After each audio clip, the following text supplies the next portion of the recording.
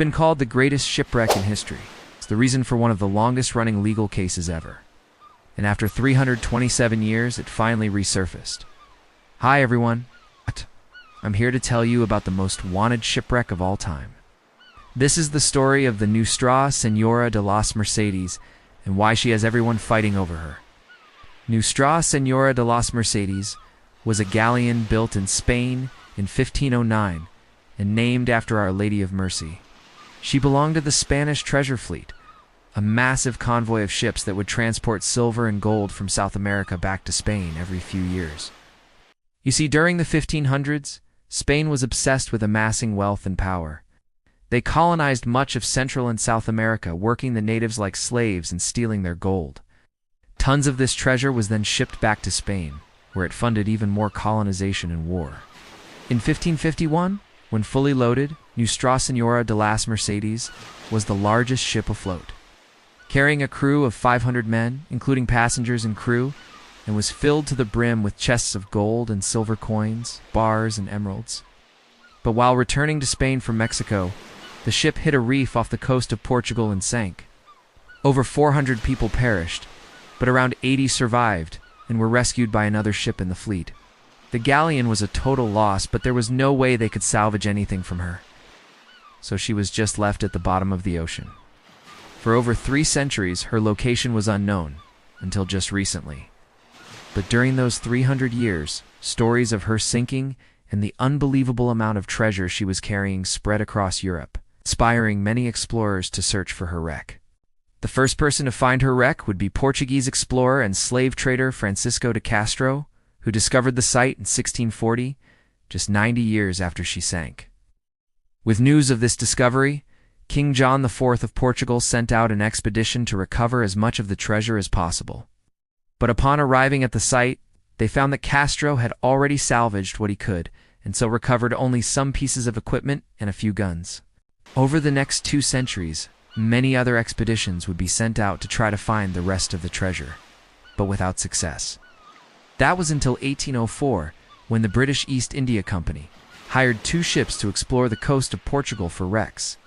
One of these was HMS Herald, commanded by Captain Thomas Lethbridge. While charting the coast, Lithgow spotted something interesting on the ocean floor. Unable to identify it from the surface, he dropped anchor and prepared to dive down. Upon descending, he found himself looking at hundreds of silver and gold coins. Soon he realized he had found the Mercedes and began recovering chests full of treasure. Lithgow returned to England with his prize and tried to claim it as his own. But the British government intervened, having him arrested and charged with looting a foreign vessel. The judge ruled that since the ship was Spanish, the court had no jurisdiction over the case, so he was set free and allowed to keep his fortune. But this didn't sit well with the Portuguese, who demanded the return of their sunken treasure. This led to an international incident and the start of a 300-year legal battle. After many years of deliberation, the British government decided to split the treasure between themselves and Portugal, giving them 182 of the chests and keeping 164 themselves. Portugal was furious with this decision, feeling that if they didn't have the treasure, no one should. So they began searching for more of the ship's cargo.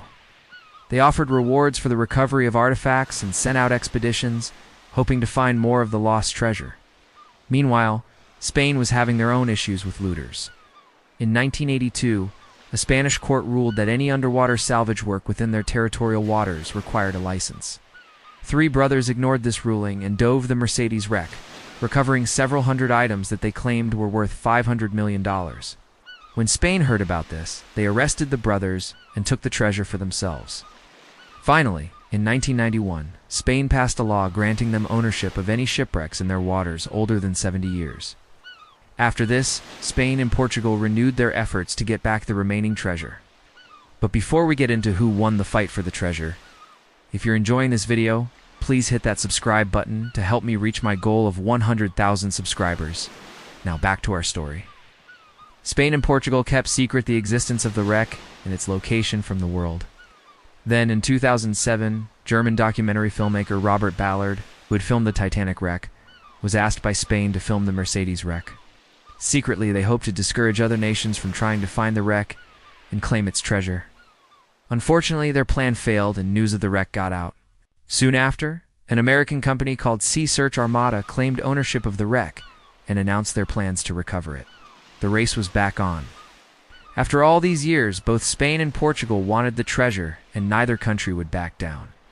Even though the wreck was located in Portuguese waters, Portugal felt that since the ship was mostly filled with Spanish treasure, Spain should be the one to get it.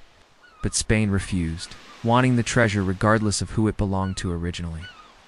This disagreement would last for 14 years until 2021, when a deal was finally made.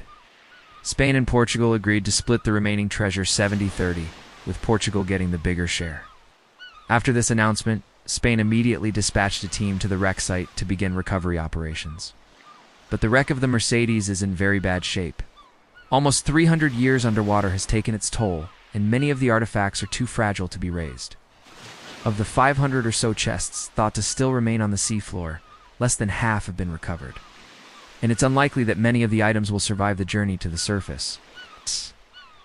Because of this, it is estimated that the total value of the recovered treasure could be as high as $15 billion.